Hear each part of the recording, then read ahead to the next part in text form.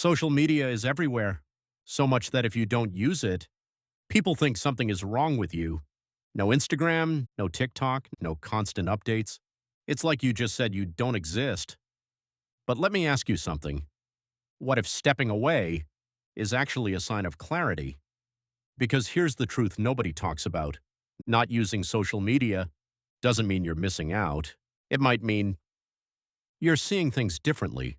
While everyone is posting everything, their meals, their thoughts, their lives, you just didn't feel the need. Not because you couldn't, but because you didn't want to. And somehow, that made you the weird one. But what if you're not weird? What if your brain is just working differently? Maybe even better. If you felt this, comment 1. Let's start with your brain, because this is where everything begins. Most people think social media makes them happy, but that's not exactly true. It's not happiness, it's anticipation. Dopamine doesn't come from getting likes, it comes from waiting for them. That moment when you post something and keep checking your phone. That's the real hook, the maybe someone liked it feeling. And here's the problem, there's no pattern. Sometimes you get attention, sometimes you get nothing. That unpredictability, it's the same mechanism used in casinos.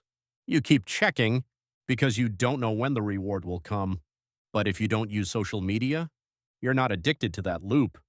You get satisfaction differently, from real conversations, from learning something new, from finishing something that actually matters. That's called internal reward, and it's far more stable. If this opened your mind, comment 1. Now let's talk about time, because this part hits hard. The average person spends about 2 hours a day on social media. Doesn't sound like much, right? But over a year, that's 730 hours. That's an entire month of your life gone, scrolling, comparing, refreshing. Now imagine what that time could become. A new skill, a stronger body, a deeper relationship, a better version of you. People who don't use social media, they didn't gain time, they just didn't lose it. If this made you think, comment 1. But it's not just about time, it's about how you see yourself. Social media is a comparison machine, and it's rigged from the start.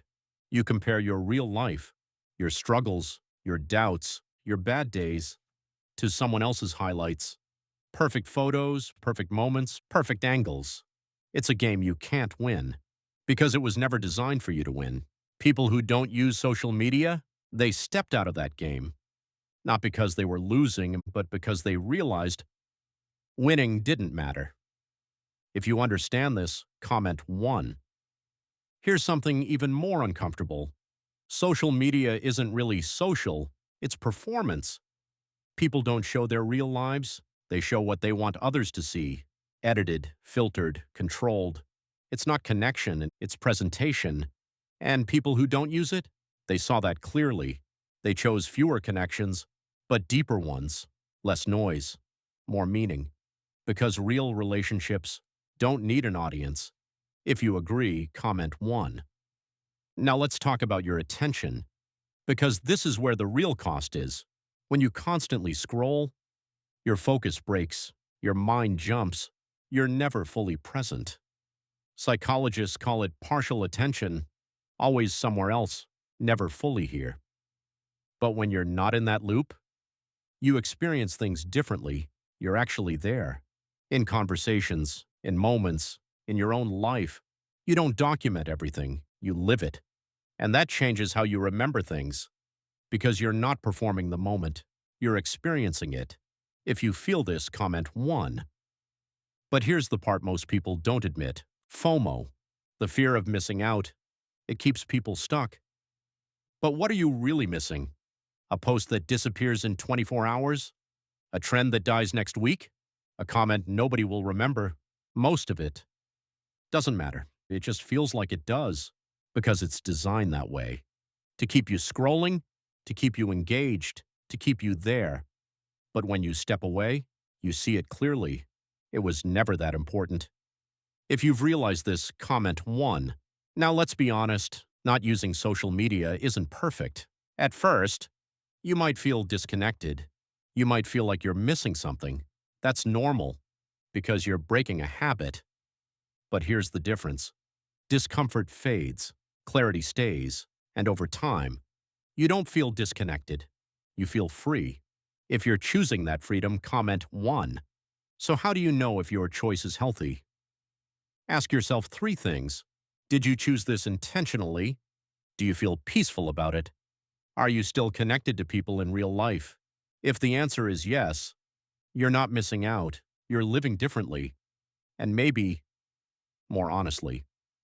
If this resonates, comment 1. So let's end with this. You're not weird. You're not antisocial. You're not behind. You're just selective with your attention. And in a world that's constantly competing for it, that might be the most powerful thing you can be. If you choose where your attention goes, comment 1. Now tell me, which platform did you stop using first? Or which one are you thinking about quitting? I read every comment, and if this made you see things differently, share it with someone who needs it, because sometimes disconnecting from the noise is how you reconnect with yourself. See you in the next video.